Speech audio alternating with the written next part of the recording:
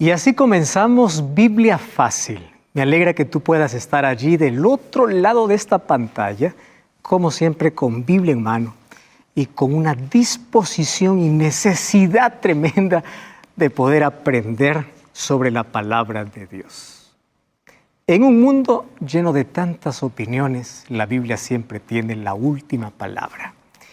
Y en esta temporada nosotros estamos tocando temas específicos que nos van a ayudar a comprender mucho mejor el plan de salvación que Dios tiene para nuestra vida. Así que una vez más, bienvenido allí donde estás, en el país donde te encuentras, allí en casa o en casa de un amigo.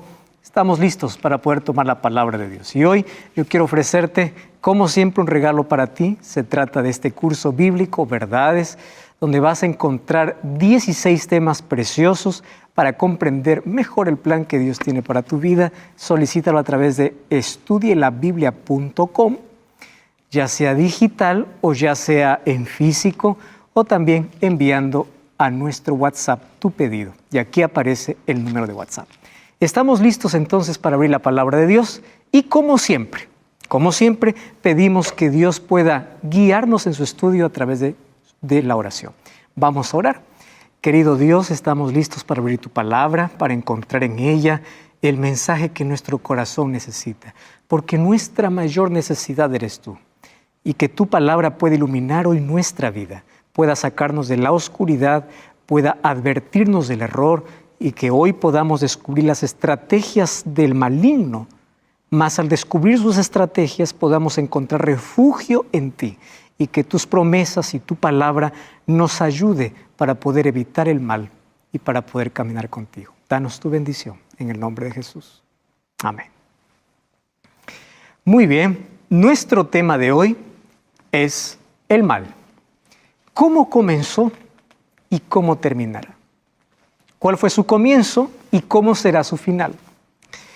Hoy vamos a aquí responder algunas preguntas que todos los seres humanos ya nos hicimos en la vida. Primera pregunta: ¿dónde está Dios cuando la gente sufre? Estos últimos meses estamos viviendo una pandemia global. La gente sufre. Hay gente que hoy ha perdido seres queridos, ni siquiera pudieron estar allí para darles el último abrazo, ni darles una buena despedida. Y esto perjudicó muchas áreas de la vida. Y aparte de eso, miles de personas mueren cada día. En este momento, mientras estás viendo este programa, hay gente sufriendo. Hay gente que está sufriendo accidentes, gente que está perdiendo un ser querido, gente que está diagnosticado allí con una enfermedad incurable, personas que están con el sabor amargo del luto, de la depresión, del dolor, de un dolor físico o el sufrimiento emocional. Sufrimiento. ¿Dónde está Dios? O mejor, ¿cómo comenzó todo esto? Esto fue el plan de Dios. Y nuestras preguntas necesitan de respuestas. Te digo una cosa, qué difícil es explicar el sufrimiento. El tema de hoy tiene relación con el próximo tema. Y hoy vamos a descubrir el origen de este mal. Y en el próximo capítulo hablaremos específicamente sobre el sufrimiento. Y allí viene la pregunta, ¿cómo comenzó todo esto si la Biblia dice que al comienzo todo fue perfecto? Cada vez que queremos encontrar respuestas, nosotros tenemos que ir a la Biblia, porque la Biblia tiene respuestas y ella nos dice cómo se originó el mal y por qué hay tanto sufrimiento.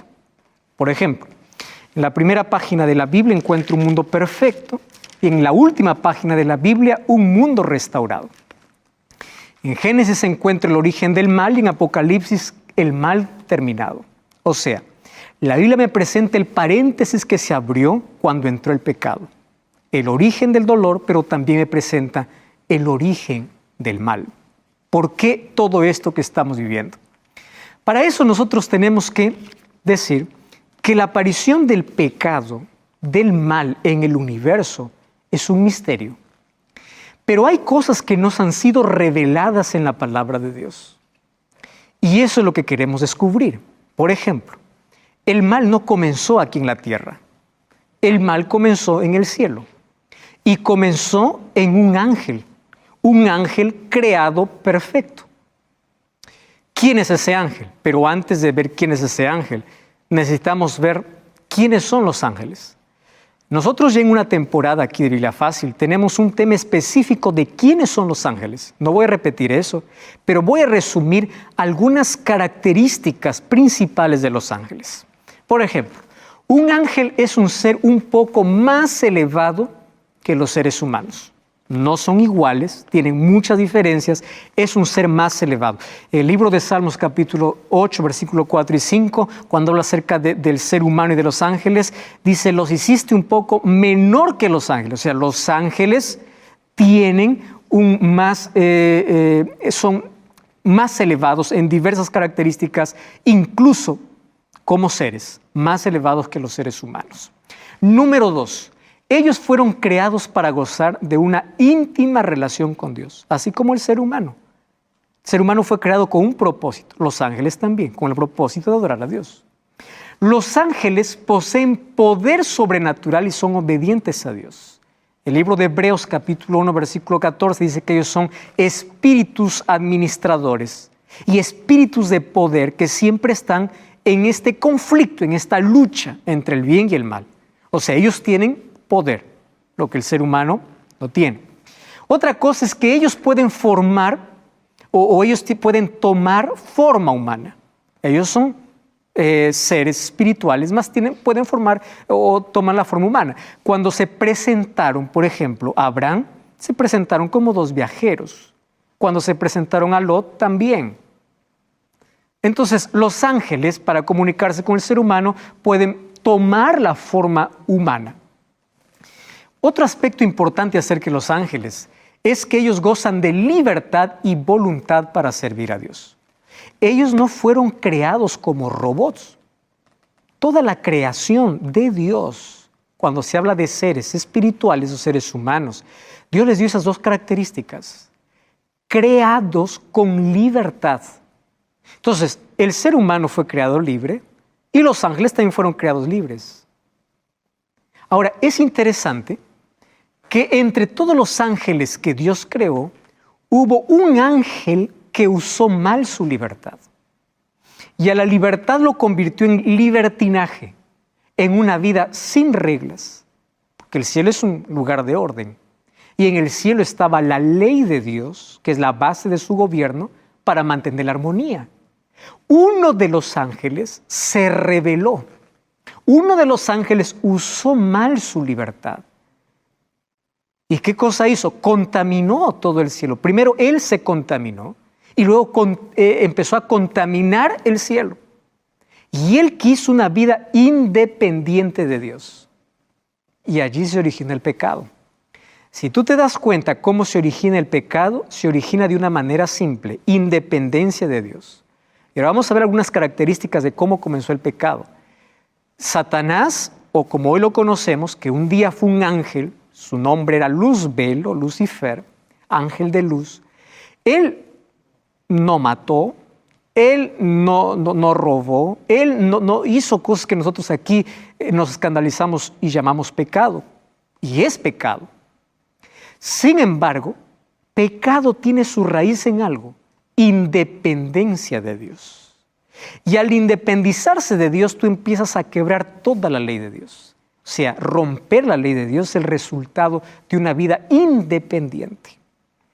Y así comenzó el mal. Y él tenía unas características interesantes. En la Biblia encontramos dos libros que hablan sobre estas características. Mira, el libro de Ezequiel capítulo 28, abre allí tu Biblia, Ezequiel capítulo 28, versículo 12. Allí en profecías que se habla al rey de Tiro y al rey de Babilonia, hace representación de lo que ocurrió en el cielo, o toma a esos reyes como símbolo de lo que ocurrió en el cielo. Ezequiel capítulo 28, versículo 12, dice así: dile al rey del Tiro, este es un símbolo que está usando, así ha dicho el Señor, tú eras el sello de la perfección, lleno de sabiduría y de hermosura. Él no era como muchos se pintan ahora, ¿no? Satanás es alguien que tiene cuernos, alguien que tiene uñas largas, alguien que es horrible. No. A pesar de que él se rebeló contra Dios, toda su belleza no le fue quitada, tampoco su poder. Entonces, él es uno de los seres más hermosos. Dice que él fue creado en hermosura, en perfección y en sabiduría. ¿Qué características? Cuando nosotros vamos al versículo 14 dice, tú querubín grande y protector.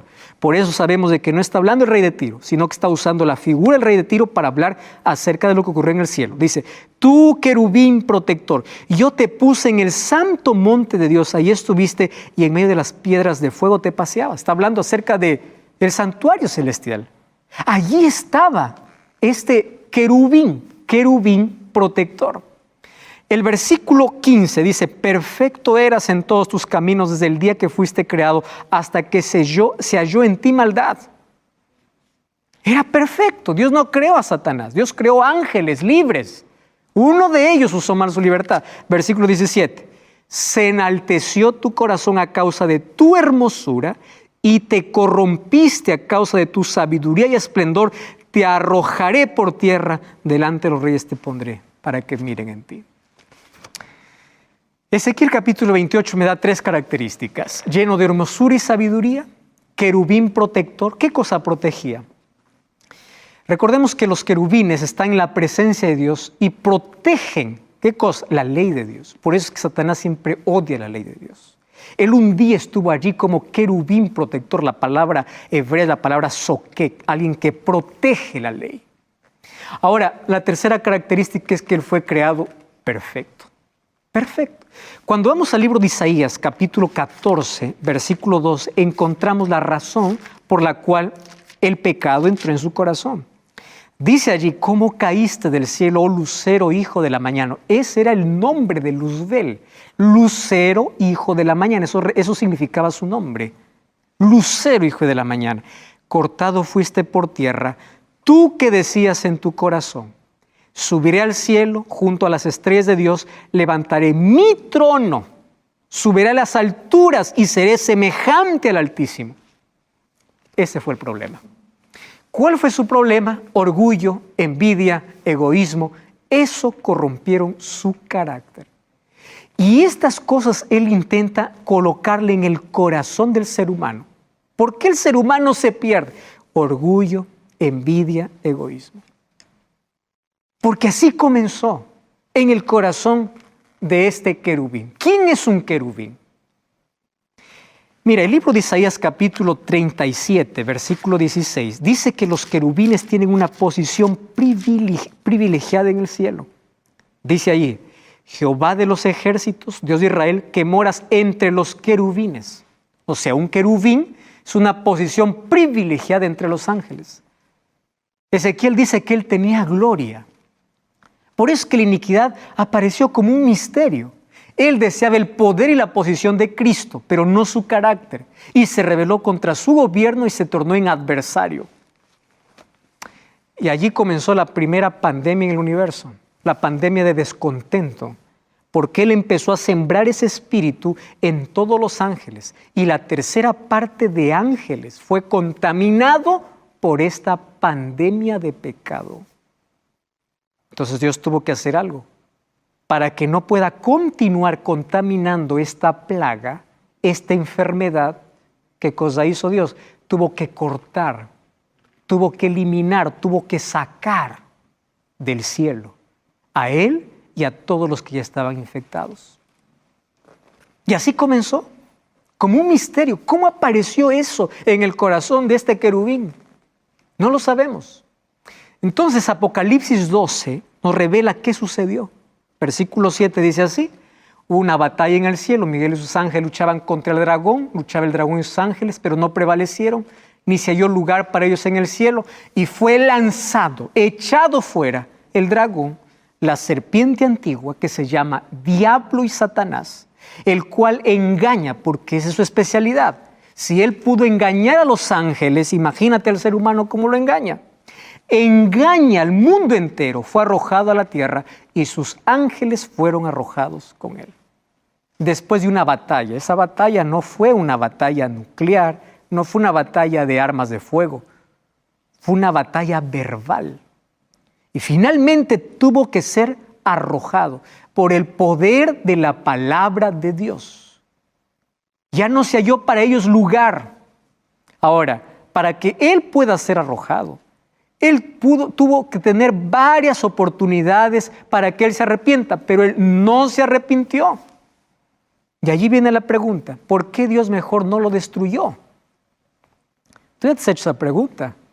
Y hemos respondido eso aquí varias veces, ¿verdad? Pero voy a responder más una vez más. ¿Por qué Dios no destruyó a Satanás? Porque Dios estaba frente a millares de seres inteligentes. Imagínate la cantidad de ángeles que aún no fueron contaminados. Si Dios hubiese destruido a Satanás, hubiese quedado para siempre en el cielo la siguiente incógnita. ¿Acaso él tendría razón? ¿Por qué Dios lo silenció?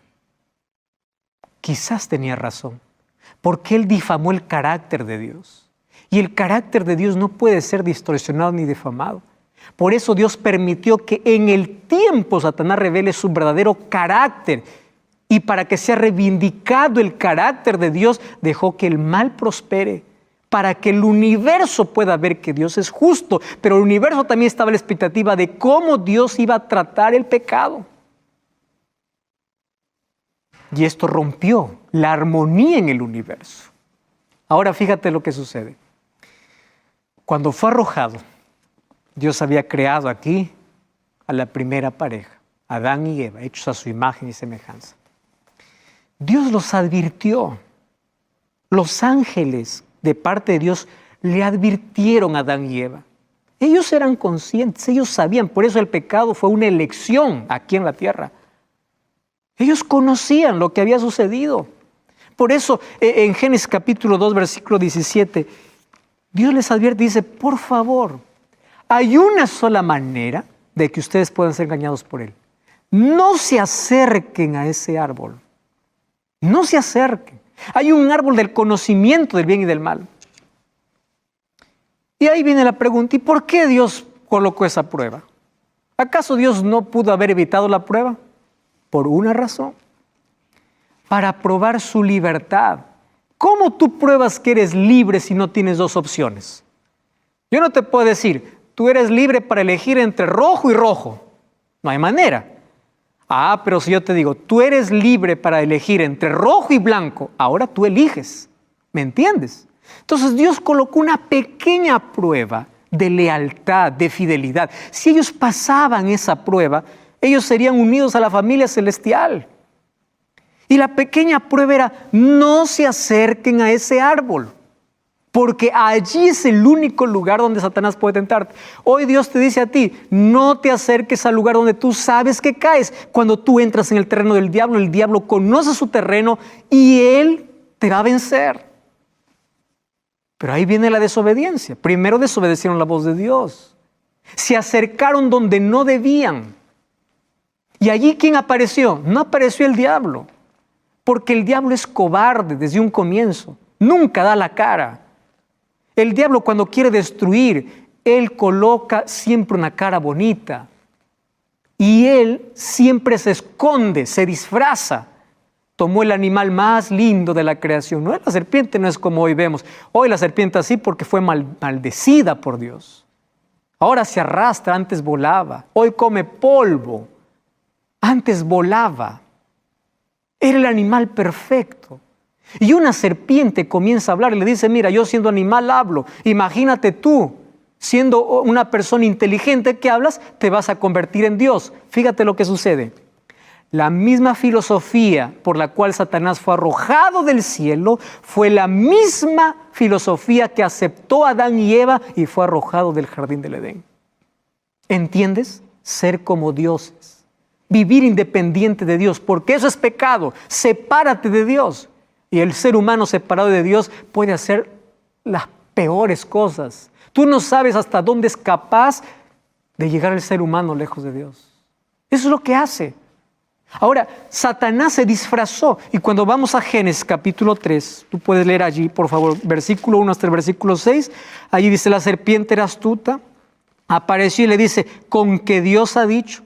Toma parte de la palabra de Dios y lo mezcla con mentira. Esa es la especialidad de Satanás. Para que tú le creas su mentira, tiene que mezclar con un poco de verdad. O la verdad lo mezcla con un poco de mentira. Y allí comienza ese diálogo. Él se disfrazó. Él encantó a Eva. Y allí puso la propuesta, tú puedes ser como Dios. ¿Y qué cosa es lo que hizo Satanás? Aquí viene algo interesante. Satanás usa los sentidos para atrapar tu atención. Eva vio el fruto, escuchó la voz de Satanás, tomó manos y comió, los 5 sentidos. ¿Entiendes? Nuevamente, vio el fruto, escuchó a la serpiente, tomó el sentido del tacto, tomó el fruto y comió, sentido del gusto. Es lo que hace Satanás hoy. Deteriorar tus sentidos, atrapar tus sentidos. Por eso Satanás está interesado en que lo que tú ves sea su filosofía, porque lo que tú ves, ¿a dónde va? A tu comportamiento. Eso va a definir tu comportamiento, eso se almacena en tu cerebro. Lo que tú escuchas, qué música escuchas, qué películas ves, qué cosas tocas, qué cosas gustas. Y Eva colocó su apetito por encima de la palabra de Dios. Hoy hay gente que coloca sus sentimientos por encima de la palabra de Dios, sus gustos por encima de la palabra de Dios. A mí me gusta y punto. Ten cuidado, esa es la estrategia del diablo. Satanás eso es lo que siempre hace. Ahora, mira lo que hizo en el jardín del Edén. Es lo que hoy hace Satanás. Y aquí yo coloqué por lo menos unas 7 cosas que hace el diablo para atrapar la mente de las personas, así como lo hizo en el jardín del Edén. Y para que esto sea más didáctico y comprensible, estas 7 cosas aparecen o terminan con la palabra on. Por ejemplo, la primera es seducción. El diablo no se presenta como es, se parece lindo, atractivo. Por eso es que el pecado aparece como dulce, pero al final es amargo. ¿Entiendes? Seduce, el diablo es seductor. Número 2, el diablo hace ilusión, te hace parecer bueno lo que es malo. Te coloca el anzuelo, la carnada, pero no ves el anzuelo. Y tú vas tras la carnada y caes en el anzuelo. El diablo lo que hace es verte la vida como una ilusión y vas tras la fiesta, tras las luces, tras la droga, tras las alucinaciones. Ilusión. Número 3, inducción. El diablo te induce. Te dice, haz, porque todos lo hacen. Y Satanás tiene una estrategia, ¿verdad? Allí dice, solo una vez, solo un poquito. Eso es suficiente. Una copita de alcohol, nada más. Un cigarrillo es suficiente. Un poquito de droga. Esa estrategia de Satanás. Un poquito y una vez. El diablo induce, incluso te amenaza. Tú ya viste personas que dicen, si tú no haces eso, ya no eres más nuestro amigo. El diablo usa esas personas para amenazarte. A ver, compruébame si eres hombre. Haz esto. El diablo te amenaza. El diablo induce. El diablo provoca. Número 4, negociación. Cuando tú te resistes tanto, entonces el diablo te hace un negocio. Dice, está bien, tú no quieres caer, pero déjame un espacio chiquito. Y basta, es un pecado acariciado para acabar con la vida del ser humano. Negociación. Número 5, distracción. O sea, lo que es importante no lo haces. No oras, no abres la Biblia, lo que es importante. Pero si hay tiempo, ¿verdad? Para estar en Facebook, para estar en Instagram. ¿Tú sabes cuál es la mayor... a ver, voy a explicar esto. ¿Tú sabes cómo es que el ser humano demuestra que sí tiene tiempo para aquello que quiere? El uso de tus redes sociales. Tú dices, yo no tengo tiempo para nada. ¿Cuánto tiempo estás en redes? Tienes tiempo. Pero no tienes tiempo para orar. Es que el diablo usa la distracción. Distraído, estás distraído de lo que es importante. Usa la distracción, te adormece, te anestesia, a tu conciencia lo cauteriza. Número 5, o número 6, desviación. ¿Qué significa esto de desviación? El diablo te vuelve ciego espiritual, te vuelve insensible y te separa del camino. Y finalmente rebelión, porque te hace ir en contra de Dios. Y cuando te separas de Dios, te separas de la vida. Y cuando te separas de la vida, comienzas a morir lentamente. Eso es lo que hace Satanás. Ahora, ¿por qué surgió el pecado en seres perfectos? La respuesta es simple. Porque la libertad camina en la plataforma del amor. Dios creó a los seres celestiales, como los ángeles, y al ser humano con libre albedrío. Dios los creó seres pensantes, con la capacidad para elegir. Por eso el mejor uso de tu inteligencia es usar tu libertad para servir a Dios. Eso es el mejor uso de tu inteligencia. Y cuando entró el pecado rompió la armonía con nuestro planeta y se abrió un paréntesis. Se abrió un abismo. El ser humano estaba perdido, así como Satanás. Y ahora vamos a ver que Satanás tiene una estrategia mayor para que todos los seres humanos terminen como él. Y eso lo vamos a ver aquí en la palabra de Dios. No cambies el canal, vamos a una breve pausa, ya regresamos. Esta es Biblia Fácil. Y estamos de regreso aquí en tu programa de Biblia Fácil. Hoy estamos hablando acerca del origen del mal. Ya vimos cómo de manera misteriosa apareció en el corazón de un ser perfecto. Lo que comenzó en el cielo se trasladó aquí a la tierra, tras la misma filosofía de la manera como comenzó el pecado en el corazón de Lucifer. Hoy queremos ver cómo es que un día, después de haber sido ya echado del cielo, sacado del cielo, vino a la tierra, y cuando vino a la tierra hizo pecar a Adán y Eva. Y Satanás aplaudió y dijo, ahora sí, logré lo que yo quería. Destruí todo el plan que Dios tenía. Satanás siempre se interpone en los planes de Dios. Sin embargo, cuando Adán y Eva pecaron, Dios hizo una promesa. Génesis capítulo 3, versículo 15, encontramos la primera profecía del Mesías. Y allí cuando Dios llama a un juicio, dice así, pondré enemistad entre ti y la mujer, entre tu simiente y la simiente suya. Esta te herirá en la cabeza y tú le herirás en el calcañar. Dios está prometiendo que de la simiente de la mujer vendría alguien que pisaría la cabeza a Satanás. Ese descendiente sería Jesús. Jesús, que ya era Dios, pero se iba a ser hombre, se iba a encarnar, se iba a ser un ser humano para poder derrotar a Satanás. Y Satanás conocía perfectamente este plan. Y él hizo todo lo posible para interrumpir. ¿Tú sabes las veces que Satanás llevó al pueblo de Dios a la apostasía para destruirlos y desaparecerlos? ¿Tú sabes por qué así hizo Satanás? Para que no venga el descendiente. Cuando Eva tuvo su primer hijo, pensó que él sería el Salvador. Durante 2000 o 4000 años se esperó que llegue el Mesías. Y Satanás siempre queriendo interrumpir los planes de Dios. Cuando Jesús nació, la furia del diablo se vio reflejada en Herodes, cuando mandó matar a miles de niños, porque quería matar ¿a quién? A Jesús. ¿Recuerdas allá en el desierto? Satanás lo tentó, porque quería hacerle a Jesús desistir de su plan. ¿Recuerdas cuando Jesús murió? Satanás aplaudió, celebró, dijo finalmente, murió. Por eso que cuando Jesús murió, lo que hizo Satanás es colocar en la mente de las personas que se coloque una enorme piedra y guardias para que no resucite, porque sabía que si Jesús resucita, él estaba perdido para siempre. Por eso es que la cruz fue la mayor victoria del cielo y la mayor y eterna derrota de Satanás. Tú sabes que cuando Jesús estaba ahí en el Getsemaní, antes de ir a la cruz, y allá mismo en el desierto de la tentación, Satanás le decía a Jesús, no mueras por el ser humano, no vale la pena. El ser humano te va a rechazar. El ser humano me pertenece.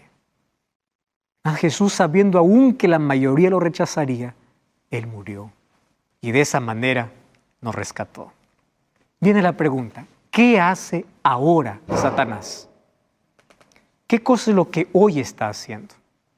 Entonces, hoy vamos a ver un texto bíblico en Apocalipsis capítulo 12, versículo 12. Dice así: por lo cual alegraos cielos y los que moráis en ellos. Ay de los moradores de la tierra y del mar, porque el diablo ha descendido a vosotros con gran ira, sabiendo que tiene poco tiempo. Qué terrible, ¿verdad? Mientras más avanza el tiempo, el diablo más coloca su ira. ¿Y su ira contra quién? Especialmente contra aquel que quiere ser fiel a Dios. Y el ser humano quiere destruir completamente el mundo. El ser humano quiere destruir o Satanás quiere destruir al ser humano. Lo quiere destruir. Pero antes de destruirlo, lo toma primero como juguete. ¿Tú has visto cuando un gato juega con un ratón antes de comerlo? Así hace Satanás con el ser humano.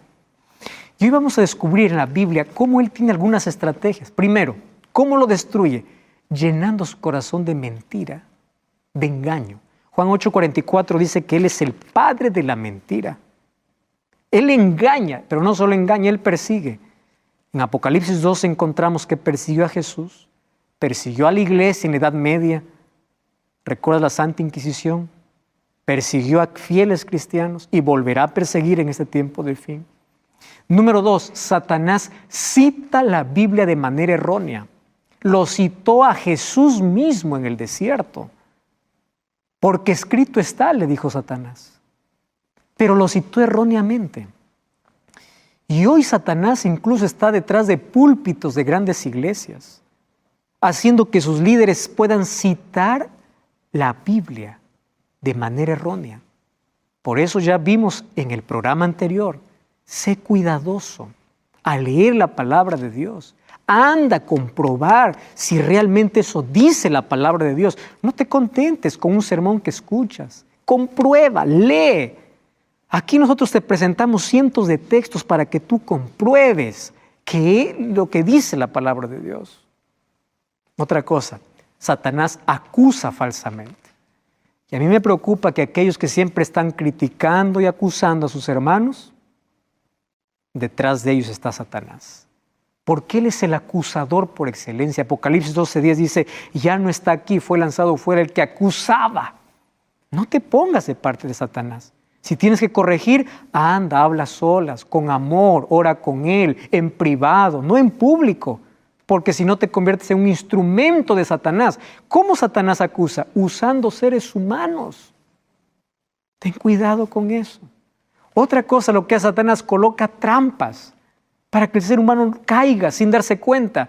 Hace guerra contra el pueblo de Dios. Y una de las cosas que me sorprende es que Satanás no hace guerra con todo el mundo. 12:17 de Apocalipsis dice así: el dragón se llenó de ira contra la mujer. Mujer representa la iglesia. Pero se fue a hacer guerra contra el resto de la descendencia. ¿Quiénes son? Los que guardan los mandamientos de Dios y tienen el testimonio de Jesús. Cuando alguien se levanta y dice, te odio porque hablas de la ley de Dios, que el sábado, que la ley no existe, que la ley ya fue. Cuando yo le digo entonces ahora hay que matar, hay que robar. No, pero si eso es la ley. Y cuando alguien habla en contra de la ley de Dios, está siendo instrumento del diablo. ¿Por qué está siendo instrumento del diablo? Porque dice que el diablo odia a los que guardan los mandamientos de Dios. ¿Entiendes? Otra cosa lo que hace el diablo incita a la traición. Él se colocó en el corazón de Judas para poder traicionar. Él está detrás de cualquier traición. Otra cosa, él hace milagros. No creas que todo milagro que ves viene de Dios. Cuando Moisés se presentó a Faraón, los magos de Faraón también hicieron milagros. Y eso no significa que los milagros eran de Dios. Entonces, si alguien viene con una extraña predicación haciendo milagros, no creas en el milagro. Ten mucho cuidado. El libro de Segunda de Corintios, capítulo 11, versículo 13 hasta el versículo 15, dice: no os sorprendáis que el diablo se disfraza hasta como un ángel de luz. Entonces, él hace milagros y todos sus demonios personifican. Por eso es que hay personas que dicen: yo vi a fulano de tal que murió, yo conversé con mi abuelo que murió hace 10 años. Todos sus demonios están presentes en todas las sesiones espiritistas. El diablo hace todo para que tú puedas creer en algo que la Biblia no dice. Yo vi que un yeso lloró. ¿Quién está detrás? Un demonio. Yo vi que aquí sucedió un milagro. Pero eso no dice lo que dice la Biblia, pero sucedió el milagro, yo creo en el milagro. Cree en la palabra de Dios, aunque lluevan milagros, que tu fe no esté en un milagro, esté en la palabra. Satanás hace milagros para poder engañar. ¿Qué más hace? Provoca enfermedades, calamidades, tragedias, con una sola razón: que el ser humano culpe a Dios. ¿Tú recuerdas la historia de Job? Él colocó la llaga para buscar que Job se separe de Dios, pero él se mantuvo íntegro hasta el final. Tragedias, pandemias, dolor, sufrimiento es provocado por Satanás para que tú des la espalda a Dios. Por eso cuando tú dices: yo no creo en Dios porque todo me va mal, Satanás aplaude y dice: logré hacerle pensar de que Dios es el culpable, de que Dios no le ama. 1 Pedro 5:8 dice: sed sobrios y velad, porque vuestro adversario el diablo, como león rugiente, anda buscando a quien devorar. Por eso hay un solo refugio, el solo refugio es Cristo. Mira, para que el diablo te devore, primero tiene que alejarte de Cristo. Satanás no puede devorar a nadie que está cerca de Jesús. Entonces él va a usar toda su estrategia para alejarte de Jesús. Si te aleja de Jesús, te conviertes en un juguete del diablo. Por eso nuestro único refugio es Dios. No te separes de Dios. Otra cosa es que Satanás, para devorarte, él sabe cómo atacarte. Él sabe cuál es tu debilidad. Por eso, mira, tú conoces cuál es el terreno donde siempre caes. Cuando hay personas que dicen: pastor, ¿qué hago? Yo siempre caigo en lo mismo. Le digo: sal de ese terreno. Por eso Jesús dice: si tu ojo es capaz de hacerte caer, sácalo. No estoy diciendo que tú saques tu ojo. Corta aquello que te lleva a eso. No te metas en el terreno de Satanás. No te separes de Jesús, porque allí te va a devorar. Santiago 4:7 dice: someteos a Dios, resistid al diablo y él huirá de vosotros. O sea, la única manera es someterse a Dios. Antes de todas estas cosas somos más que vencedores por aquel que nos amó, dice Romanos 8:37. ¿Quieres siempre vencer? Sométete a Dios. Somete tu voluntad a Dios. Ahí viene la pregunta: ¿y cómo me someto a Dios? Esa es una muy buena pregunta. Porque puedes decir: sométete a Dios. La pregunta es: ¿cómo yo me someto? Entonces tienes que abrir tu Biblia.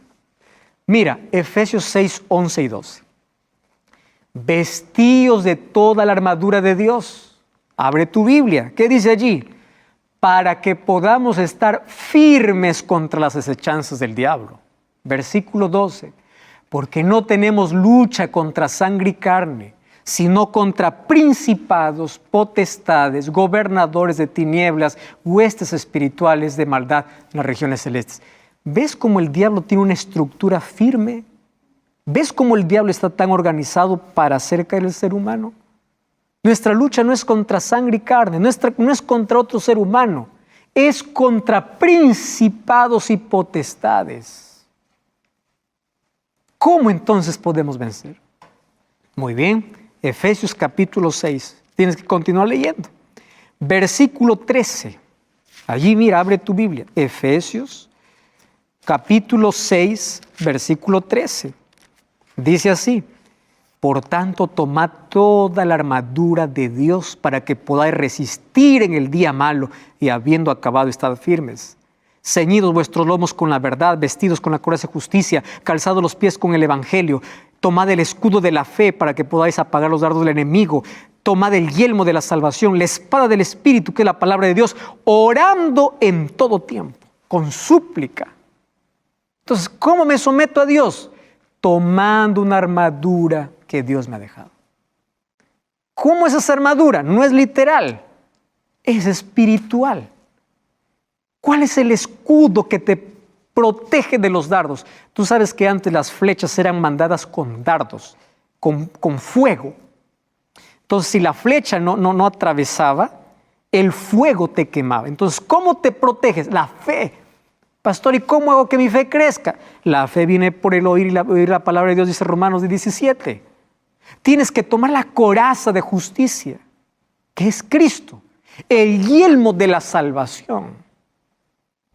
Tienes que compartir con otros el evangelio, que representan los zapatos. Mientras vas, por donde pisas, por donde vas, comparte a Cristo. Esa es la manera como nosotros podemos estar sometidos a Dios.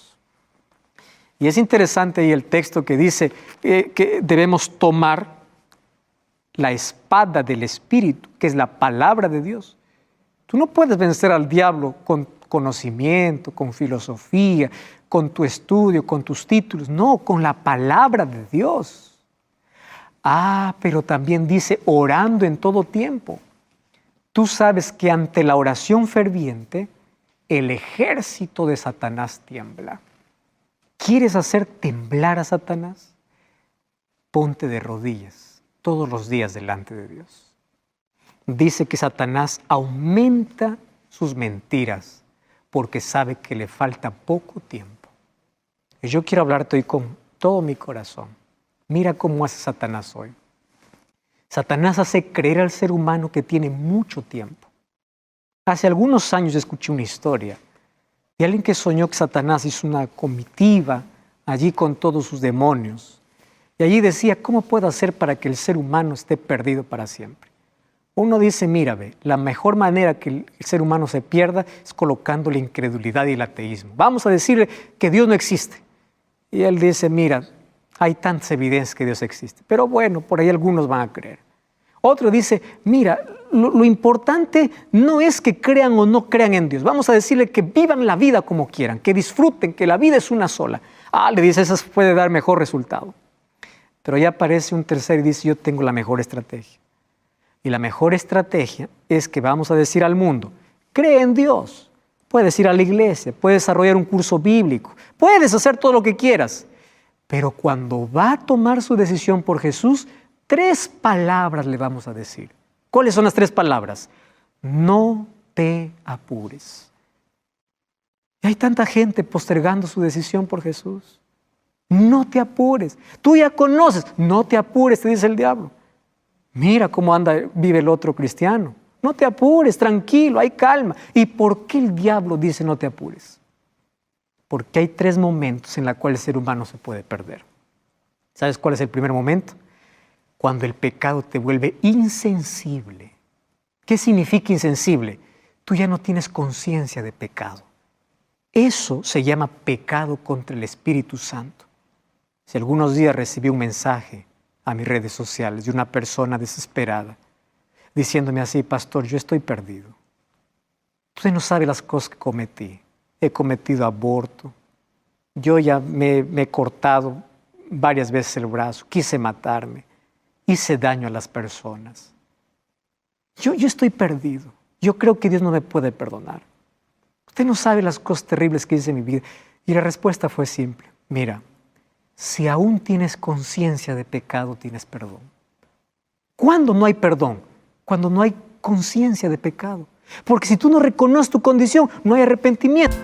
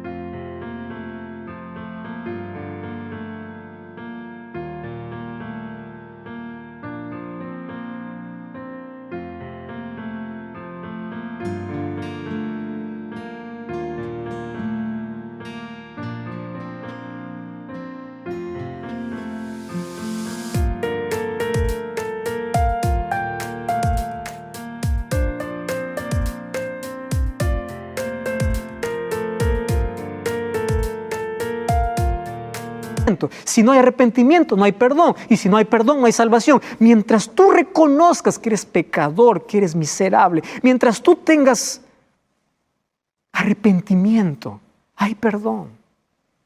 ¿Y cuál es el segundo momento? Cristo un día va a salir del santuario. Y cuando Cristo salga no habrá salvación para nadie. ¿De qué vale los brazos de Jesús abiertos cuando tu corazón está cerrado? ¿De qué sirve?